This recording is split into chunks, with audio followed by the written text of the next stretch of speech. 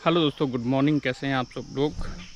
तो आज मैं थोड़ा सा आप लोगों के साथ डिस्कस करने वाला हूं कि फ़िज़िकल रिपोर्टिंग के टाइम में क्या क्या डॉक्यूमेंट्स आपको चाहिए होंगे, और डॉक्यूमेंट के साथ पूरा प्रोसीजर भी मैं बताने वाला हूं। आपको ध्यान से इसको सुनना है, क्योंकि बहुत सारे स्टूडेंट का ये कमेंट है कि एक तो डॉक्यूमेंट क्या क्या चाहिए और कितनी फ़ीस है। हो सकता है कि पहले फ़ीस में आपको कन्फ्यूज़न हो, तो उस कन्फ्यूज़न को दूर करते हुए कि सबसे पहले तो आपने जो फ़ीस दी है, सबसे इम्पोर्टेंट है कि आपने जो जोसा में फ़ीस दी है, सीसेब में फ़ीस दी है, उसकी जो आपके पास प्रूफ होना चाहिए। फिर उसके बाद क्या है कि आपके पास वैलिड जो है कैटेगरी सर्टिफिकेट चाहिए, इनकम सर्टिफिकेट चाहिए, जो कि अप्रैल 2026 के बाद का बना होना चाहिए। ठीक है, तो चलो चलते हैं और थोड़ा सा डिस्कशन करते हैं इस मामले में। तो एक तो मैंने बता दिया है कि जो आपने फ़ीस पे की है, उसके बाद कि कितनी यहाँ पे इंस्टीट्यूट की फ़ीस है, ये मैं आपको बता देना चाहता हूँ कि जो हमारे SC ST और PWD के स्टूडेंट है, तो यहाँ NIT हमीरपुर की जो फ़ीस है वो है 33,600 रुपये, 33,600 रुपीज़। जबकि आपने वहाँ जोसा और सीसेब में पे करी होगी 30,000। SC ST PWD की बात कर रहा हूँ मैं।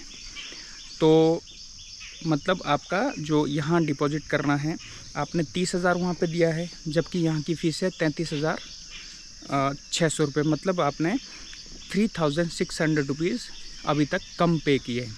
तो आपको यहाँ आके, जब आप यहाँ आओगे फ़िज़िकल रिपोर्टिंग के टाइम में, तो आपको 3,600 रुपीज़ डिपॉजिट करना है। दूसरा कि जो अनरिजर्व्ड है कैंडिडेट है, EWS है, OBC NCL है, वो जो कैंडिडेट है उनको यहाँ जो फर्स्ट सेमेस्टर की जो फ़ीस है वो है 96,100 रुपीज़, 96,100 रुपये है। जबकि आपने जोसा और सीसेब में पे की है 70,000। ठीक है, 70,000 आपने पे करी होगी, तो आपको 26,100 रुपये यहाँ जब आप फिज़िकल रिपोर्टिंग के टाइम में आओगे तो आपको डिपॉजिट करनी है। तो ये तो था फ़ीस के बारे में, आपका क्लियर भी हो गया होगा। और जो आप ये फ़ीस जमा करोगे फ़िज़िकल रिपोर्टिंग के टाइम में, उसकी आपको रिसिप्ट भी यहाँ पे चाहिए। जैसे SC ST OBC के लिए है 3600 रुपये, जो भी पैसे थे 3600 रुपये। और जो अनडिज़र्व्ड और जो OBC नहीं, EWS और OBC NCL के कैंडिडेट हैं, उनको 26,100 है, तो उसकी रिसिप्ट भी आपको चाहिए। ठीक है, ये सारी चीज़ें हैं। दूसरा, आपको antiraging.in की साइट पे जाके खुद को वहाँ पे रजिस्टर करना है। उसका प्रूफ जब आप कर दोगे तो उससे एक प्रिंट निकलेगा, वो भी आपको साथ चाहिए होगा। तो ये सारी डिटेल थी, जिसको हिंदी इंग्लिश का आता है वो आपने भरना है। दूसरा कि सबसे पहले है जो जिनकी इनकम 1 लाख रुपये और 1 लाख रुपये, 1 से 5 लाख रुपए के बीच में है, तो उनकी कितनी फ़ीस है। देखिए, जो अनडिजर्व्ड है, चाहे वो EWS है, OBC NCL है, जिनकी इनकम 1 लाख तक है और 1 लाख से कम है, उनको जो फर्स्ट सेमेस्टर में फ़ीस करनी है 33,600 रुपये। जबकि आपने जो है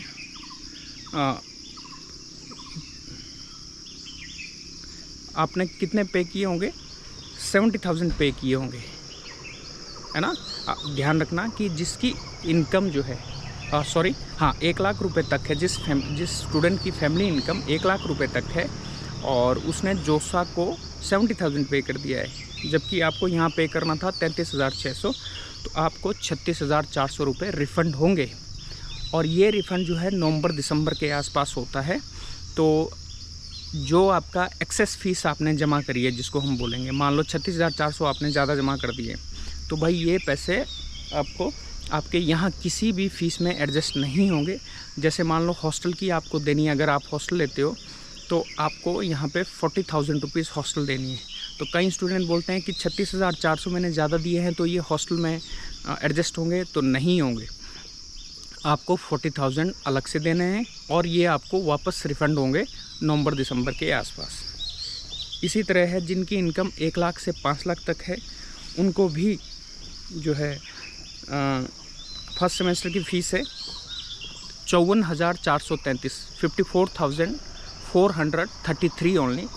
तो जो है जबकि आपने कितना 70,000 पे किया होगा, इसमें क्या बोलते हैं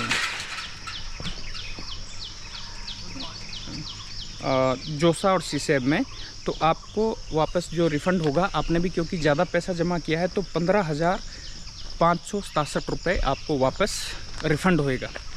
तो ये सारी चीज़ें थी, लेकिन ये सारा जो रिफ़ंड है ये बाद में होना है, तो ये किसी भी फ़ीस में, यहाँ की किसी भी फ़ीस में एडजस्ट नहीं होने वाला है। तो ये आप लोगों ने नोट कर लेना है, जो कि बहुत इम्पोर्टेंट भी है। और जो सबसे इम्पोर्टेंट ये है कि जो भी आपके चाहे कैटेगरी सर्टिफिकेट है, चाहे आपका इनकम सर्टिफिकेट है, ये सर्टिफिकेट आपके जो है अप्रैल 2026 के बाद के बने होने चाहिए। तो नोट कर लीजिए, अप्रैल 2026 के बाद के होने चाहिए और स्टूडेंट के नाम से होना चाहिए सर्टिफिकेट। अब आपको जो डॉक्यूमेंट है ये आपको पता भी है, चेकलिस्ट है जो क्या क्या डॉक्यूमेंट चाहिए। एक सबसे पहले तो चेकलिस्ट है, अंडरटेकिंग है जो आपको मिलेगा, अभी आएगा वेबसाइट पे, आपने चिंता नहीं करनी है कि कहाँ से मिलेगा, कैसे मिलेगा, सब वेबसाइट पे NIT हमीरपुर की आएगा। और आपने रिसेंट पासपोर्ट साइज़ फ़ोटोग्राफ आपको चाहिए होंगे, और प्रोविज़नल लेटर जो है, जो प्रोविज़नल एडमिशन लेटर जो कि जोसा और सीसेब से आपको मिला होगा। फिर है एडमिट कार्ड, जोसा admit card of JEE main 2026 ये चाहिए आपको। स्कोर कार्ड जेईई मेन 2026 ये चाहिए आपको। और फिर मार्कशीट है 10th की, जो कि डेट ऑफ बर्थ के लिए यूज़ होगी। 12th की मार्कशीट है, और जो कि परसेंटेज के लिए स्टेट ऑफ एलिजिबिलिटी, जो आपका स्टेट ऑफ एलिजिबिलिटी क्या है, स्टेट ऑफ एलिजिबिलिटी है कि जिस स्टेट से आपने +2 किया होगा वो आपकी स्टेट ऑफ एलिजिबिलिटी है, ना कि आप कहाँ के हैं, कहाँ का आपका डोमिसाइल है, वो आपकी स्टेट ऑफ एलिजिबिलिटी नहीं होगी। स्टेट ऑफ एलिजिबिलिटी एग्जांपल मैं आपको देता हूँ, जैसे मेरा बोनाफाइड है हिमाचल प्रदेश का और मेरी +2 है उत्तर प्रदेश से, तो मेरी स्टेट ऑफ एलिजिबिलिटी हो जाएगी यूपी। तो ये आपने ध्यान रखना है। कई बार ऐसा भी होता है कि कोई बच्चा बोलता है कि मान लो मैं हिमाचल प्रदेश से, मैंने एग्ज़ाम भरा है यूपी बोर्ड का, एग्ज़ाम भी मैंने यूपी बोर्ड में दिए, फिर मेरा सप्लीमेंट्री एग्ज़ाम आया और सप्लीमेंट्री एग्ज़ाम दिया मैंने दिल्ली में, तो उस केस में भी मेरी state of eligibility Uttar Pradesh ही रहेगा। तो ये स्टेट ऑफ एलिजिबिलिटी है। तो ये +2 का मार्क्स, +2 इसलिए चाहिए। फिर है आपको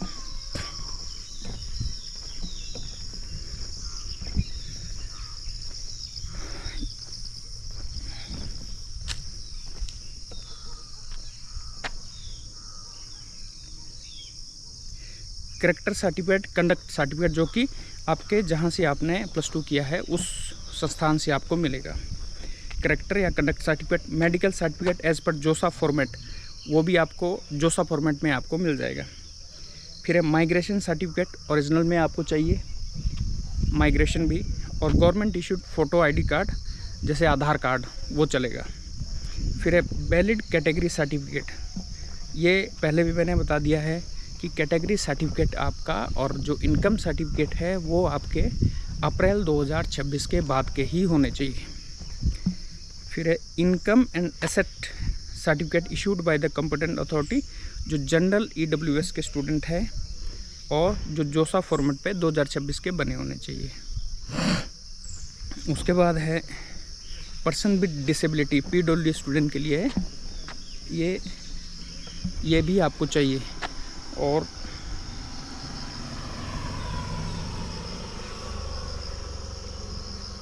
जोसा फॉर्मेट पे होने चाहिए 1 अप्रैल 2026 के बाद के बने होने चाहिए।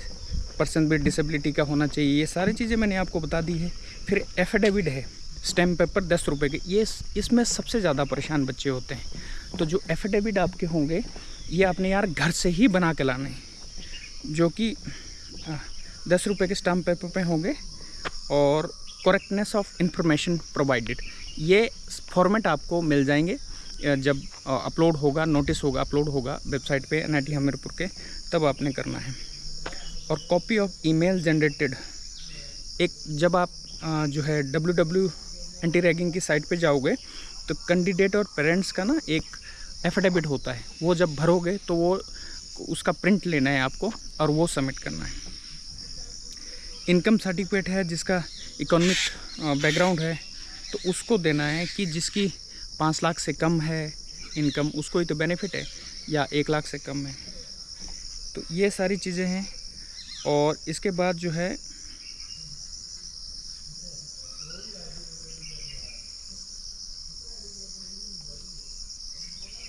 इसके बाद अगर कोई फिर भी कोई आपकी क्वेरी रही हो तो आपने कमेंट के माध्यम से बताना है, मैं आपको पूरा डिटेल में आपको बता दूंगा। चैनल को सब्सक्राइब करना, लाइक करना, शेयर करना। Thank you so much.